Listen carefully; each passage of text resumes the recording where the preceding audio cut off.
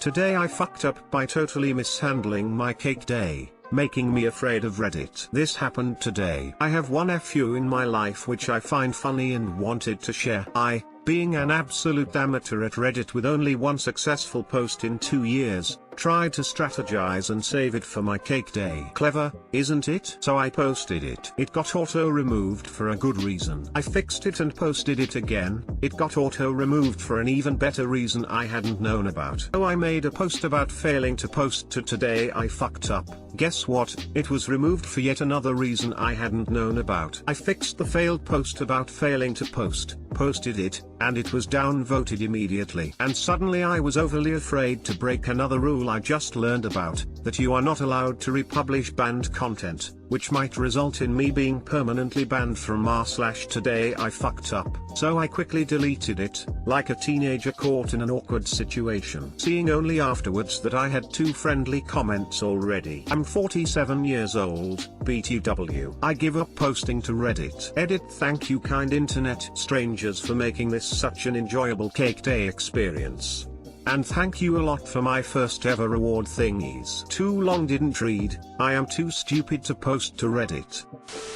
I was banned from commenting in a subreddit for making a shit joke. I messaged the mods asking if they could unban me after a few months and they said they would if I begged them. So I'm still banned. Edit. For the people asking which sub, it was r/nature is fucking lit of all places. Edit 2. I've now been permanently banned from r/nature is fucking lit. That's really showed me. Those mods sound like pathetic assholes whose only sphere of power is a made-up little gang on the internet. Fair play to you for standing your ground. Reminds me of the time, a couple months ago when I woke up, checked my profile, saw my Reddit age was 360 days, and thought I'd missed my cake day. So I posted about it. Imagine the confusion that caused for people who have a brain. Reddit is mental. I've just been banned from a subreddit too. For me, it's a badge of honor. I'm 57. Haha. Get me, wild and dangerous to know. Haha, thanks, I feel better already. Partly why I have become a near-permanent lurker. Well, that and the fact that I have had nothing original to contribute and there are plenty of reposts as it is.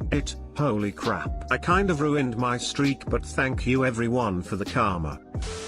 Today I fucked up by paying my wife for sex.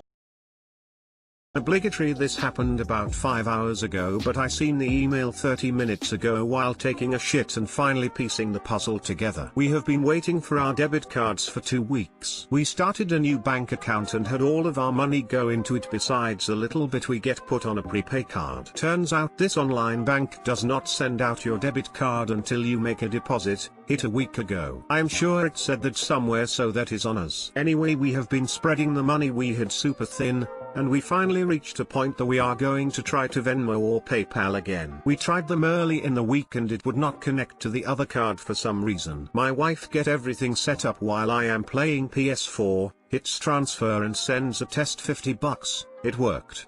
So this is where I come in. I said you should have sent more. So I take the phone from her and send $225 on Venmo and jokingly write sex in the message. Error, cannot process this transaction. Next I get an email saying my account has violated terms of service and it is frozen. Too long didn't read. We finally found a way to transfer money while we were waiting on our debit cards. I fucked it up by writing sex in the message to my wife. Now my account is frozen and we are back to not having our money. Edit. It was a brand new account. I have never had to use Venmo before. So had I been verified, it probably would not have been an issue. Update. Kind of anticlimactic, but debit cards came in today, so we are saved. Still have not heard from Venmo, so Kanye shrug. Peace out. Reddit was a blast. It sounds more like you failed to pay for sex, which is appropriate since you probably won't get any after locking up your family funds. Sorry for your loss. Yeah, I am in the shitter. She found out what happened when I told her to read this post too, lol. Bank poor, karma rich. That's the Reddit way. It was a good laugh. All my Venmo transactions notes to my friends are for hand stuff. Leaves them guessing. My roommate used to pay the rent for us, and I would pay my share to him. I'd always write obnoxious things on the memo line: illicit substances, sexual favors and the like. He would get really annoyed when he noticed them, always on his bank statements weeks later. Nothing ever happened, but I always wonder if I got us on some sort of watch list. He probably watched the regularity in both amount and time of the month, and variety of the reason, and deduced that you were a mafioso and or communist, and now I'm on a list for replying to you about such insight. Sex too soon? Today I fucked up by exposing a customer's affair to his wife.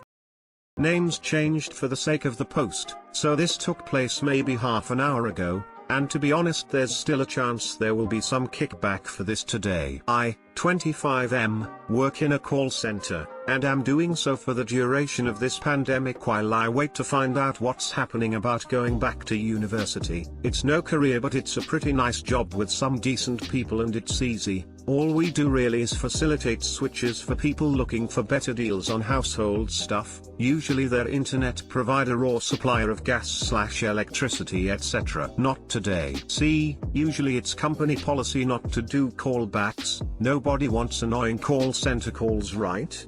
So unless the customer specifically requests a scheduled callback, we just don't do them. I had a customer 2 days ago looking for a pretty pricey internet switch, going from some basic setup to a full TV/phone/internet package. The works, all the channels, anytime calls to numbers including international, 500 plus Mbps Wi-Fi, and it came to over £100 a month. I inform the customer, who's an impatient sounding guy, that because of the price increase he'll need to have a quick credit check run on him, and it'll mean the call takes a little longer. Guy gets all pissed about being busy and saying he can't waste all afternoon on the phone to some call center, so would it be alright if I called him after the weekend to go through it then? Seemed straightforward enough. This is pretty common. People are always up for the sale until they realize they'll need to spend more than one whole minute on the phone. But I scheduled the call anyway and asked if there was a specific time he wanted me to call.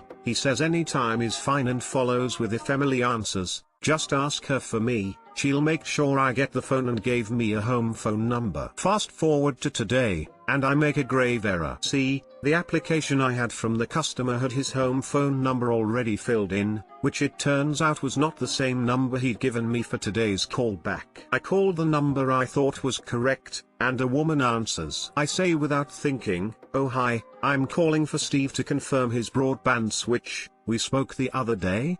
You must be Emily." Cue uncomfortable pause. She says this is Steve's wife, Amanda. Do you mean I must be Emily? I apologized, and said I'm so sorry. When I spoke to him the other day he said if an Emily answered to just ask for Steve.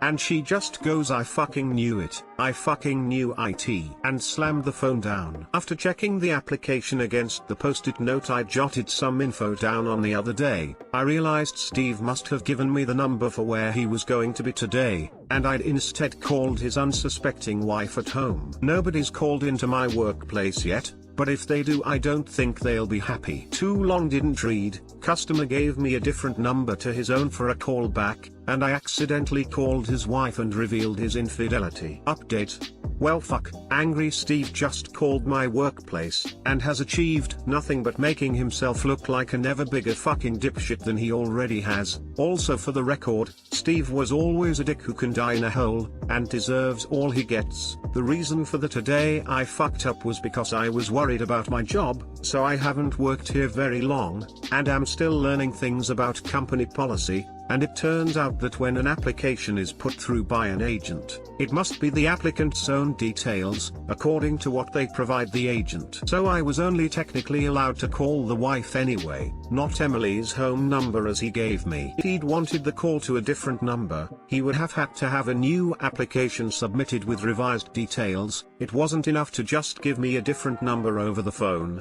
so my job is safe. Phew. However, my manager isn't happy and I'm getting a write-up, but I can live with that. They don't mean much and I've never had one till now. Always on time and have taken overtime voluntarily, etc. Anyway, this guy phones up and before saying anything else, leads the call with one of my colleagues. who by the way, is a teenage girl in what I think is her first job, and he says put me on with the little f/king c/nt who thought it would be funny to call my wife earlier after I explicitly told him not to. Obviously the poor girl was confused, and looked about to ask the room for a manager ASAP. I immediately piped up and said is it Mr. X from, insert location /, and she confirmed, so I got her to transfer the call to my desk ASAP. Steve comes on the line and goes I bet you think you're well f/king funny you little PR /ck, put your manager on the phone and see if you're so smart when you lose your job. So in my most sarcastic, overcompensating cutesy phone voice ever, I just say of course sir, let me just transfer you to someone who can help, then put him on hold for 20 minutes hoping it would wind him up even more while I found my manager and told him about the whole situation. He explained what I'd said above, that I wasn't technically in the wrong from a legal standpoint, and then my poor team leader had to quickly explain to Steve that he didn't have a legal claim but that we're sorry for the distress caused. Sucky I know, but it's a business after all. And now hopefully Steve's evening culminates in his entire life being ruined. I got a disciplinary write-up for it but it's over now. Sorry for the wall of text but thanks for the awards. Update 2. For those wondering about the disciplinary, it was a formality and was the lowest possible level write-up my company can give. It was given as a formality because of disruption to the office. The girl Steve called was upset and it became a whole thing. He argued that I still made a mistake but that ultimately I am in no trouble over it. He also cited on the write-up that leaving him on hold for so long just to wind him up was spiteful and petty, which, yeah, but Steve deserved it, so it be like that. Update 3, not a continuation of the story, but thanks so much for the /insane /amount of awards. I didn't even know an Argentinian award was a thing. I'm glad this story has given you guys as much joy and faith in karma as it has my colleagues and I today. It's spiraled to become the talking point of the whole office today and has been a bit of a scandal. Your support over my write-up is touching, but I won't challenge it. Hopefully before long I'll be on to better things and this will just be a funny memory. This has even somehow birthed its own subreddit. To the creator of r/today Steve fucked up, a special thanks, smiley face, thanks again for so much love, you Reddit bunch are the best techs. Well, it was his bad. Why give out specific names if you are cheating to some random person? He could have just said if a woman answers just ask for Steve and there he goes, problems solved. He was the idiot here, not you. Or as would normally be the case. Don't bother to say that at all. I'm pretty sure a call center can manage to work out what to do when someone answers the phone. Steve calls back enraged and letting the expletives fly. Look, it was an honest mistake and I'm very sorry. I do have some good news though. I can get you a great deal on your new cable setup. Emily is going to love it. Steve is really fucking stupid, isn't he? Yeah, a cable package like that is such a waste of money. 500 MB/s is a joke and a lie. You didn't fuck up. He did. Seriously. Should repost this to /r/today Steve fucked up. Edit. Oh, well done you cheeky fuckers, that sub didn't even exist when I commented. I work in a jewelry store and I've seen this happen more times than I can count, even though we ask the right questions to avoid ruining surprises. Once we had a salesperson call the number on file, listed as his personal cell phone and okay to call about custom pieces, as he's ordered a few, and left a message that his custom $10,000 diamond and gold tennis bracelet was available for pickup. Turns out, he was having it made for his mistress, and when his wife heard the message on the home machine she got so excited she came in and picked up her new surprise gift. He ended up dropping another $10,000 on an identical bracelet for his mistress, who had originally known he was buying it for her. He couldn't fault us and never said a word, but I've never seen someone deflate quite as quickly and completely as he did when he came in to pay for the second bracelet. I'm always so curious about household finances when this happens. I just assume the cheater must control everything for the other person to not notice, especially when it's thousands of dollars.